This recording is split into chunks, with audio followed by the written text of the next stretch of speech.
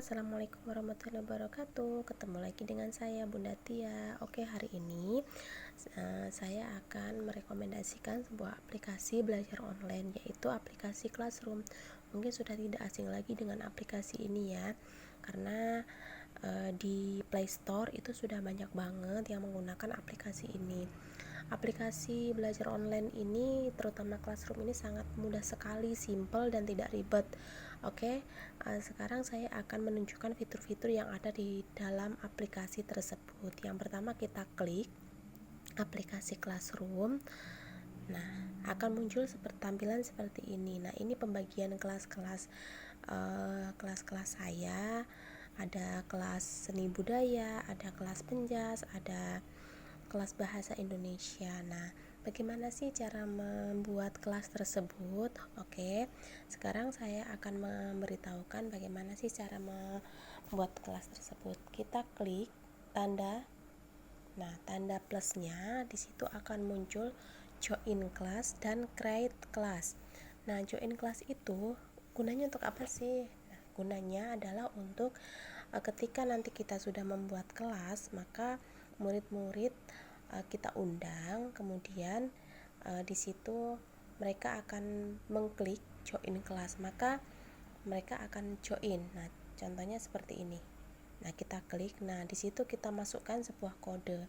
Nah, yang perlu kalian tahu semua adalah kode setiap kelas itu berbeda-beda ya. Kalau kita membuat kelas, nah kita klik create kelas, kemudian kita kasih tanda centang seperti ini, kemudian continue, maka tampilannya akan berubah seperti ini dan kita tinggal menulis kelasnya. Kemudian di situ ada kelas name, nama kelas, misalnya kelas bahasa Indonesia atau kelas seni budaya atau apa. Kemudian di situ ada room misalkan kelas ruangan kelas 2B atau 1A, 1B. Nah, bisa juga seperti itu. Nah, kemudian kita kembali lagi ke setelah itu akan jadi kelas ya, seperti ini contohnya. Nah kemudian bagaimana sih cara memberikan tugas? Oke, cara memberikan tugas adalah kita klik di setiap kelasnya. Nah, klik, kemudian tampilannya akan menjadi seperti ini ya. Di situ ada tulisan classwork atau people. Nah, kalau people ini adalah gunanya kita melihat berapa banyak anak-anak yang gabung ya. Nah, kemudian kalau untuk memberikan tugas, kita klik classwork. Nah, classwork itu di situ ada tanda plus. Kita klik tanda plus. Nah, kemudian ada banyak pilihan.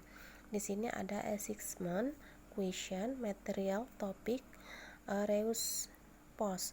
Nah, saya lebih sering menggunakan assessment karena di sini fiturnya itu enak. Maksudnya gini, fiturnya itu ada kita langsung penilaian, ada kita kasih poin, istilahnya itu seperti langsung dikasih nilai seperti itu. Nah, untuk memberikan tugasnya kita tulis di sini misalkan materinya tentang apa, terus deskripsinya misalkan harus dikumpul sampai dari jam berapa sampai jam berapa, batas waktu lah istilahnya seperti itu. Kemudian di situ kalau kita mau menyisipkan file, kita klik tanda yang seperti ini. Nah, kita klik. Nah, di situ akan ada pilihan drive, link, file. Nah, kita lebih sering menggunakan file karena misalkan screenshotan pembelajaran, nah bisa kita berikan lewat sini ya. Misalkan kita klik satu, kemudian nanti setelah itu akan terisi di sebelah sini. Nah, kemudian kita klik kirim. Nah, seperti itu cara untuk memberikan tugas. Kemudian kalau seandainya kita akan memberikan tugas dengan question atau material, nah seperti ini. Question sama saja. Nah, seperti ini tampilannya ya. Nah, kemudian kalau kita memberikan tugas menggunakan material, nah tampilannya akan seperti ini. Dia tidak akan ada istilahnya nilainya langsung, tidak akan ada ya. Nah, kemudian kita kembali lagi, bagaimana untuk melihat kode setiap kelas. Oke, kode setiap kelas caranya gampang banget, yaitu kita lihat di sini ada, nah kita klik salah satu, kemudian di sini ada tanda seperti ini, kita klik ya, nih tanda ini kita klik, kemudian di situ ada about, maksudnya tentang misalkan kelas, description, terus roomnya misalkan kelas 10C atau kelas 10B, 10A, nah seperti itu. Nah, di sini yang dimaksud kode itu adalah general kelas kode. Nah, general kelas kode ini gunanya untuk menggabungkan para murid-murid. Misalkan tadi ya, seperti tadi ini kan di kelas ini, misalkan di kelas 10C itu belum ada muridnya. Nah, gampang caranya, tinggal nanti kita bagikan kode tersebut dan mereka akan dengan sendirinya tergabung ya menggunakan join class. Nah, seperti itu. Dan ingat, join class itu untuk orang yang ingin join ke kelas, tapi kalau create kelas itu untuk kita membuat kelas, seperti itu. Oke, sekarang tutorialnya sudah selesai.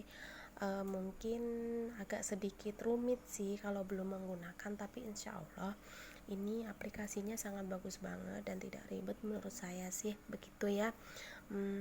Kami semua guru-guru di SMKHM ini menggunakan aplikasi Google Classroom. Nah, itu aplikasi yang sangat cocok banget buat anak-anak dan buat pembelajaran daring online ini. Oke, sampai di sini dulu. Terima kasih. Bye bye.